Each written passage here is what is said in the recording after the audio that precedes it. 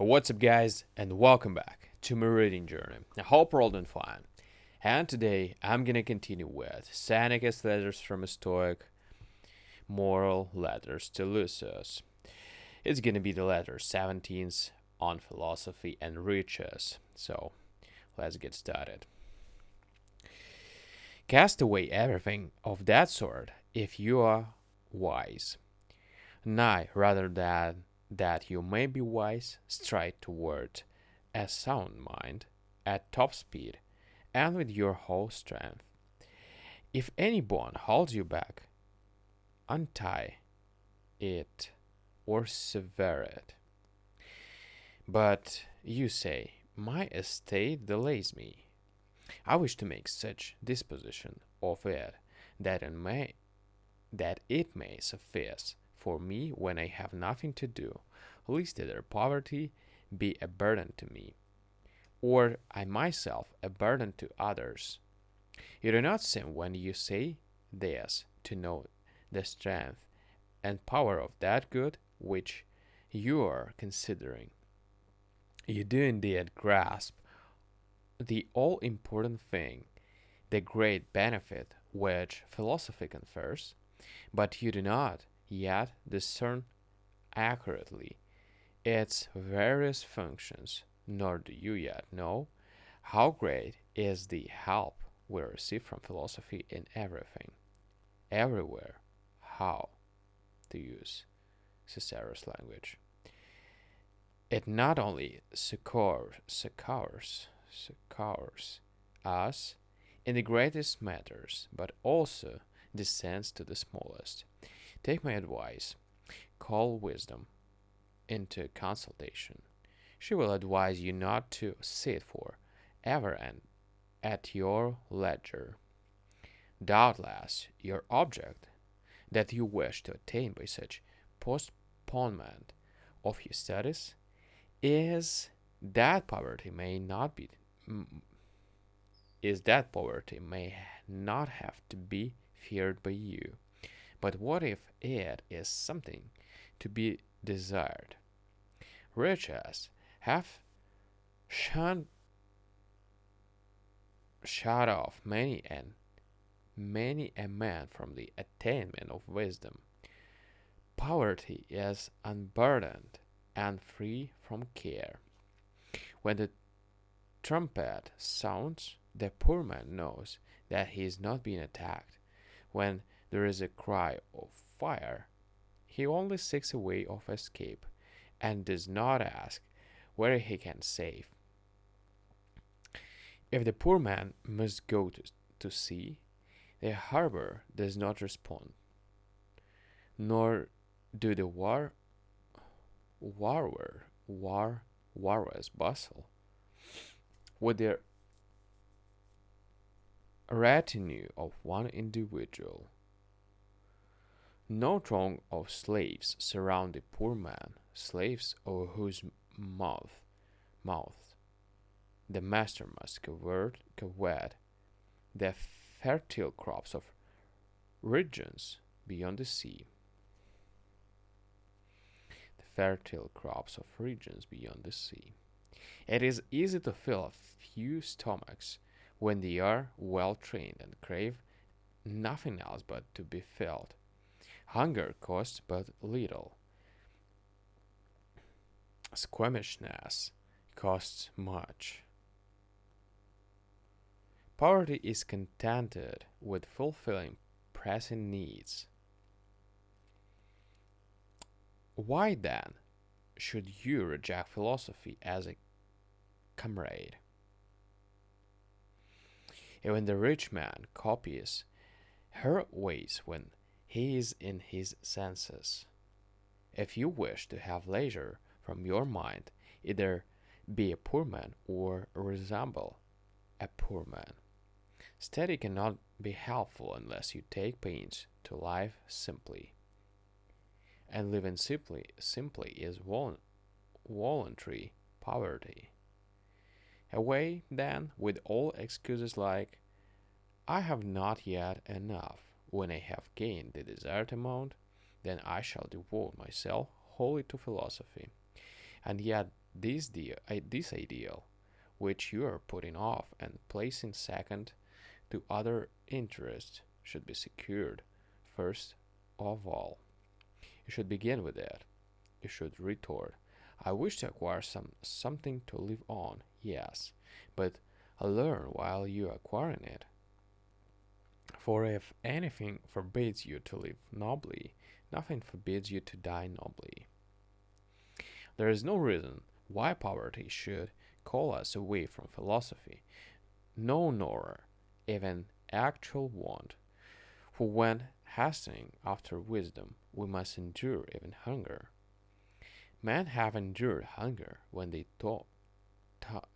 towns were besieged.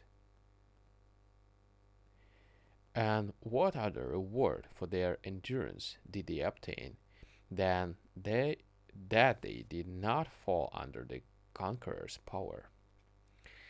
How much greater is the promise how much greater is the promise of the price of everlasting liberty, and the assurance that we need fear neither God nor man. Even though we starve, we must reach that goal. Armies have endured all manner of want, have lived on roots, and have resisted hunger by means of food, too revolting to mention. And these and these day, sorry, all these they have suffered to gain and kingdom, and what is more marvelous, to gain a kingdom that will be another's. Will any man hesitate to endure poverty in order that he may free his mind from madness? Therefore, one should not seek to lay up riches first. One may attain to philosophy, however, even without money for the journey. It is indeed so. After you have come to possesses all other things, shall you then wish to possess wisdom also? Is philosophy to be the last requisite in life, a sort of supplement? Nay, your plan should be this: be a philosopher now, whether you have anything or not. For if you have anything, how do you know that you have not too much already? But if you have nothing, seek understanding first, before anything else. But you say, I shall lack the necessities of life. In the first place, you cannot lack them, because nature demands but little, and the wise man suits his needs to nature. But if the utmost pinch of need arrives, he will quickly take leave of life and cease being a trouble to himself. If, however, his means of existence are meager and scanty, he will make the best of them without being anxious or worried about anything more than the bare necessities. He will do justice to his belly and his shoulders. With free and happy spirit, he will laugh at the bustling of rich men, at the flurried ways of those who are hastening after wealth, and say, why of your own accord postpone your real life to the distant future? Shall you wait for some interest to fall due, or for some income on your merchandise, or for a place in the will of some wealthy old man, when you can be rich here and now?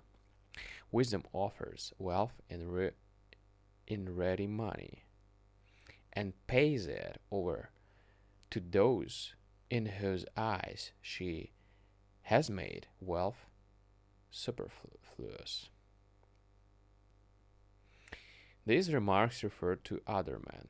You are nearer the rich class. Change the age in which you live, and you have too much. But in every age, what is enough remains the same. I might close my letter at this point if I had not got you into bad habits.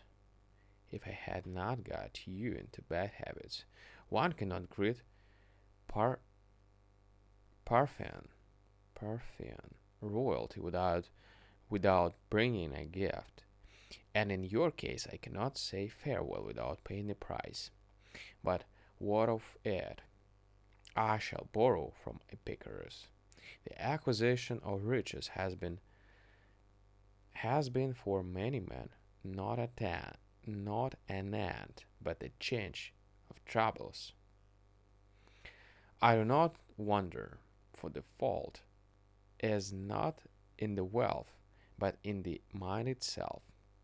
That which had made poverty a burden,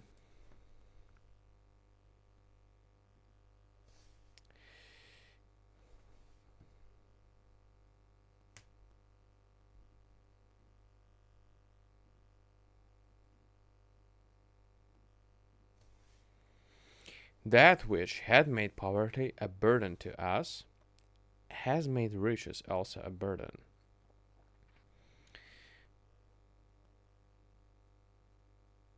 Just as it matters little whether you lay a sick man on a wooden or a golden bed, for with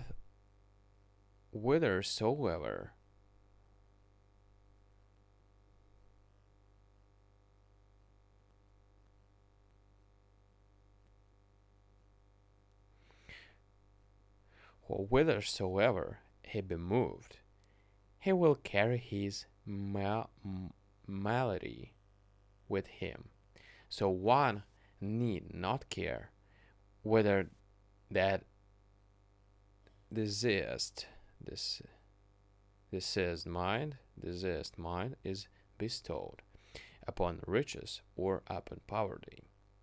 His malady goes with the man. Farewell. Alright, guys. So, thank you for joining me today. See you tomorrow on the next letter. Thank you. Bye.